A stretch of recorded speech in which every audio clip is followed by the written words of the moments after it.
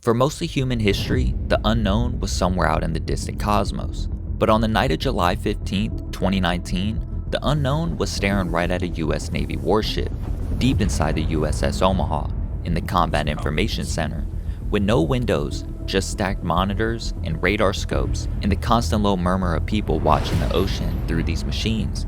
At first, it's nothing unusual, a typical bad night at sea for a combat ship. Then, the picture on the screen shifts, a single unknown contact appears on radar, and within minutes, the tactical display is dotted with returns that shouldn't be there. Bright symbols moving at odd speeds and angles, encircling the ship inside the US military warning area that's supposed to be under total control. 14 unknown objects, no clear origin, no clear destination.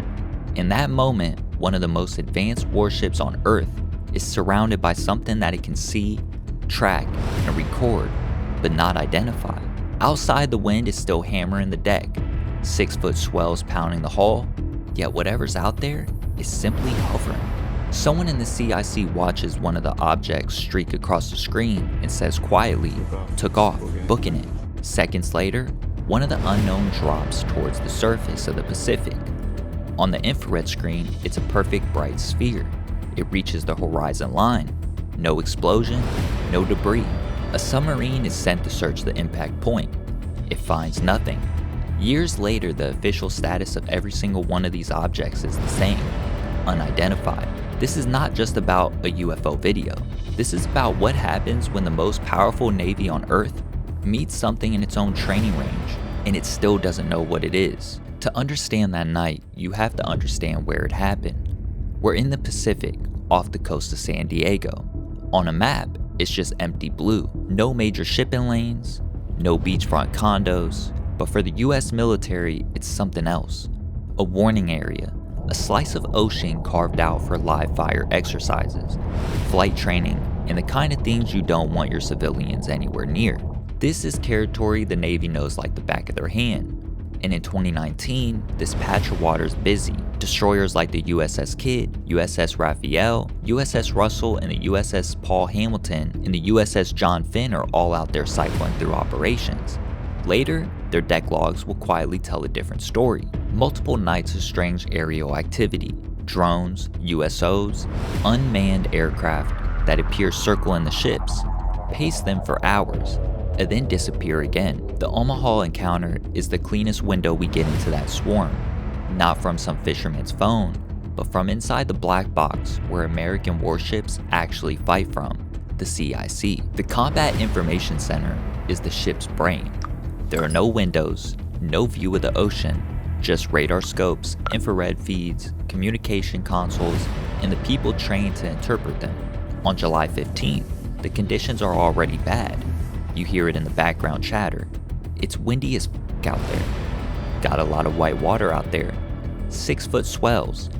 We have 31 knots sustained wind topside, gusts to 40. This matters because small commercial drones hate this environment. 6-foot seas means spray and turbulence. 30+ knot winds shred batteries, and drones can't operate for much time. But on radar and infrared, the unknown objects keep showing up. At least 14 in the distant targets over the course of the events. Later, estimates put each object at a minimum of 6 feet across, with speeds ranging from 40 knots, which is about 46 miles per hour, up to 138 knots, or around 158 miles per hour. They stay in the area for over an hour. They appear on multiple sensor systems, more than one type of radar, plus the FLIR camera we see in the clip. They are described as illuminated, visible against the dark water, and crucially, nobody on the ship can trace where they came from, or where they're intended to go. No obvious launch point, no for sure destination, just they're viewing what the US is perhaps doing. The footage you've seen is less than a minute long, a black and white infrared feed, framed on the ocean's surface. In the center, one bright UAP. The cameraman operator is working hard to keep it in frame. The ship is moving and the seas are rough, yet the dot glides in a straight, controlled path across the display. Inside the CIC, yells, "Whoa, it's getting close. Keep going, bro." Then the calm instruction, if it splashes, you get a bearing and range. At around the 56-second mark, the light drops into the horizon line and vanishes. There's no visible explosion, no expanded plume of debris, and the object is simply crossing from in the air to not visible in a single clean movement. In internal briefings later shown to officials, the object from this series of encounters are described as spherical and transmedium capable, meaning they appear to be able to move in between air and water without obvious destruction. In our understanding of physics, a compact metal object hitting the ocean at over 100 miles an hour turns to something close that you could consider concrete. You'd expect a violent impact and spray of debris, but on the captured infrared video, you don't see that.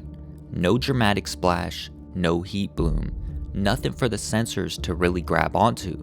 The contact just walks off the edge of the frame and is gone. To follow up, a submarine is tasked to search the spot where this one went under. It finds nothing. No wreckage, no broken drone, no downed aircraft. If the story ended there, it would already be strange. But the Omaha eclipse is just the tip of the larger pattern. Through Freedom of the Information Act requests, journalists later obtained deck logs and internal emails from several ship operators in the same general area from July 2019. The logs read like something between a routine watch report and a war diary. Multiple nights, multiple ships, repeated references to the UAS, drone activities, and unknown aircraft maneuvering close to the US warships. In some cases, the unknown objects are recorded as saying with the ships for up to 3 hours. They're spotted visually, they're tracked on radar, and they're recorded by Snoopy teams, sailors with cameras sent topside to document unusual contacts. At times, ships are ordered into River City, a communications lockdown posture normally used in combat or high sensitive operations. Non-essential systems shut down, information is tightly controlled, and the investigation that follows aren't small. They involve the Navy, the Coast Guard, and the FBI. Yet, even in the sanitized, heavily redacted documents we're allowed to see, one point keeps coming up. The origin of the object is unknown. No one publicly claims responsibility, no simple explanation sticks, and that's where this case jumps from weird UFO video to serious systematic problem. For decades, the standard response to any UFO footage was simple: deny, ignore, or laugh at it. But in 2019, something changed. In 2021, after independent journalists published the Omaha video, the Pentagon is asked directly about them. A spokesperson confirms that the clip and images are authentic US Navy captures, and that they were used by the Unidentified Aerial Phenomena Task Force as part of its work. They're not saying these are alien craft publicly, but they are saying, yes, this is real footage. Yes, our own people took it. Yes, it forms part of an ongoing intelligence problem. The most powerful military on the planet with the most advanced sensor networks in history is publicly admitting we have multiple incidents like this and we can't fully explain them. The Omaha night is folded in the classified briefings. Still frames from that infrared clip appear in May 1st, 2020, intelligence presentations on UAPs. Behind closed doors, officials see exactly what you see: a bright sphere slipping into the Pacific, and a warship full of people who have no idea what they just watched. There are two broad ways to interpret what happened here. The first is the most conventional, and maybe the most disturbing: high-end drones. Imagine a rival nation or even a black programmed inside the US, deploying advanced unmanned aircraft from a mothership somewhere beyond the visible horizon. Long endurance platforms that can survive strong winds, fly dozens of miles offshore, and operate in coordinated swarms around warships and evade easy optical identifications at night and stay at station for hours. In other words, a live fire test of a tactic the Navy itself worries about. Cheap, expendable platforms harass expensive, manned assets. If this is the answer, the Omaha swarm is kinda like proof of concept. Someone has remarkable drone tech and the willingness to run it inside the US, warning areas around multiple ships, repeatedly without being caught. From a national security perspective, that's almost worse than the aliens. It would mean that its own backyard, in controlled training ranges, the Navy can be stalked for hours and still end the night writing, unknown. It would also mean the crew of the Omaha and the other ships were, without knowing it, test subjects in a new kind of warfare. The second interpretation is the one that keeps people awake at night. Take the testimony and the intelligence briefings at face value. Assume at least some of these objects are what they appear to be. Compact, spherical craft that can move seamlessly between air and water, operating in coordination groups with the performance characteristics we can't easily match.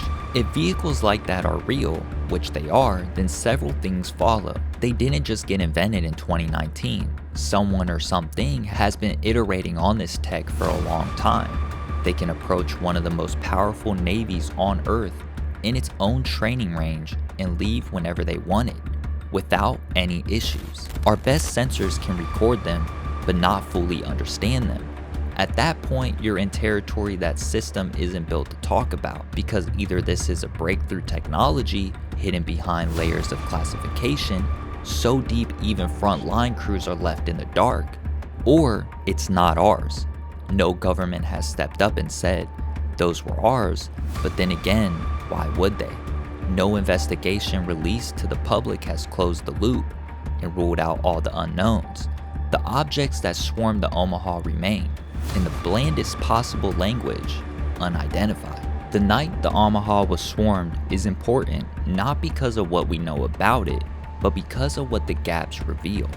It exposes a few hard truths.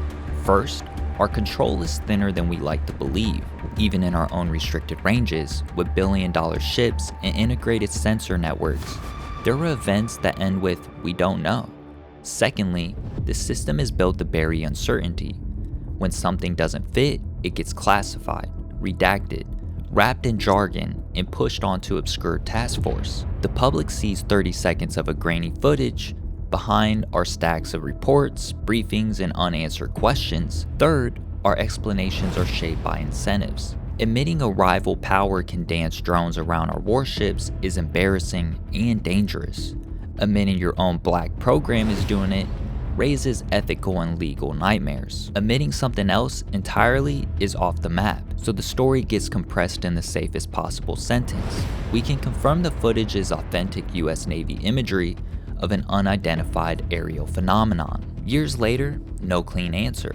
The Omaha incident is not proof of aliens. It's proof of something else, that even at the center of the most advanced nation on the planet, there are moments where the people with the best tools on Earth look out at their own environment and realize they're not fully in control of it. Whether it's advanced tech from the giant 21 trillion black budget missing, reverse engineered tech from a craft retrieval, or another nation's tech, the footage is unclassified and the craft remains unidentified. What you do with that gap is up to you. Solve your curiosity and make sure you hit a like and subscribe, and be sure to comment what you believe happened on this day.